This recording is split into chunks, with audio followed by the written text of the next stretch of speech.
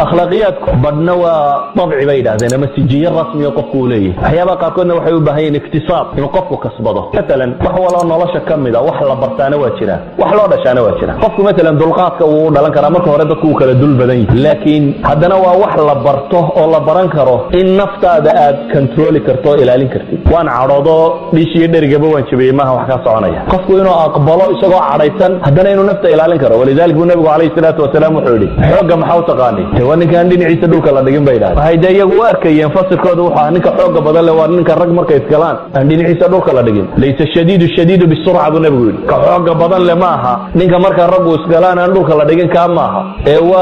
بو نبي كتل ما الذي يملك نفسه عند الغضب أنا حديث كما معناه وحنا بكوشة عليه الصلاة والسلام وكنفتي سهنا كرمك وعراضه نيك حوجة بدل له ويضع نفتي سيء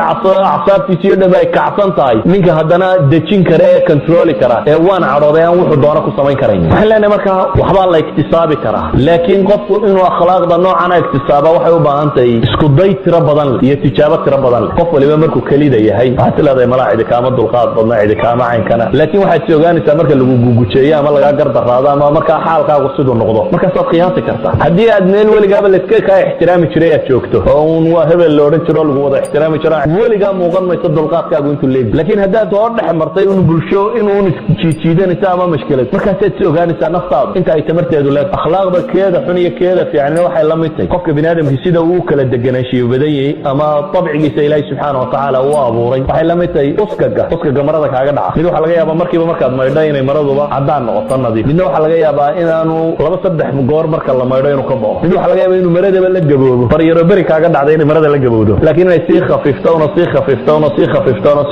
wasaasoo kala bayday nafta bini'aadam hadaad mujaahadatu nafsi samayso waad ku daydo nafta inaad kibir jabiso oo tawaaduc barto waad barto in islaamnimadeeda tabaqdo oo aad kibirka iyo faqriga iyo isla weynida iyo waxa kale oo dhan ka ilaaliso waa laga yaabaa naftaadu inaanay aad u adkayn laakiin saad ugu wada xad baad gaarsiin kartaa inoo karto wax loo dul qaadan karo waxa ka soo hara waxaan leenahay marka iimaanku astaamihiisa rasmiga ah waxa weeyaan waa dhaqan akhlaaqda astaan rasmiga waa lidalik mesela nabigu wuxuu tilmaamay man kana yu'minu billahi wal yawmil akhir la yudijara man kana yu'minu billahi wal yawmil akhir falyasmut man kana yu'minu billahi wal yawmil akhir falyakun dayra man kana yu'minu billahi مسلم حديث ركتنا عين كشيء هو النبي يقول عليه الصلاة والسلام قفك إلهي إيا مالة القيامة الرميسان يعني قفك إيمان قلبك يسودقية هاي يشارك سنبي قفك قلبك يسو إيمان ودقية هاي ها كرامي ضيف كيسي مرتدي سيعيدة وتمادة قفك قلبك يسو إيمان ودقية هاي عرف كيسا فحمد إيا وحا كان هكاي لالي بل وحا أركي كرتان سوى إلهي قرآن كل محي يا أيها الذين آمنوا لا يسخر قوم من قوم عسى أن يكونوا خيرا منهم ولا نساء من نساء عسى أن يكون خيرا منهن ولا تلمزوا أنفسكم ولا تنابزوا بالألقاب بئس الاسم الفسوق بعد الإيمان ومن لم يتوب فأولئك هم الظالمون آيات كاتترى بضل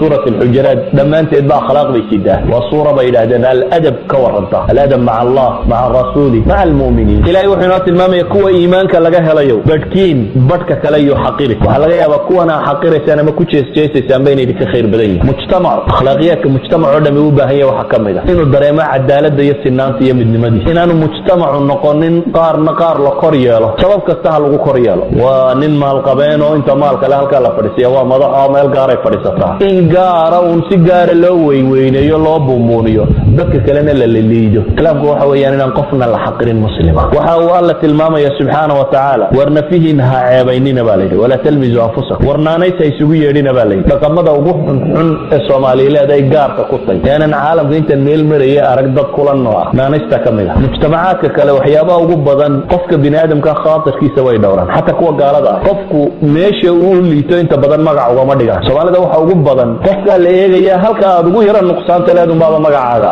awrow langarow luglow feerow madaxayow gacmayow waxay sheegayaan waa lagu eegaya meesha la yiraahdo qofkan halkaas buu in kaleeyay inta lagu baadho halka in uun aad ku leedahay baa lagaaga dhigayaaba shakhsiyadaada inay halkaas matasho dabeetana iyadii baa magac ku noqonaysa waa yani nooc liidnimada kamida inaad qof bini'aadam intaad baadho halka aad tiraahdo ugu liitaa una astaantiisa ka dhigtaba lagu garto ilaahayna wuxuu leeyahay subhanahu wa ta'ala wala tanabazu bil alqab bi'sa al-ismu al-fusuq ba'da al-iman warnaanaysaha waxana isugu yeedhina baa leeyahay subhanahu wa ta'ala faasiqnimo iimaan dabadeed yani kan baa u xun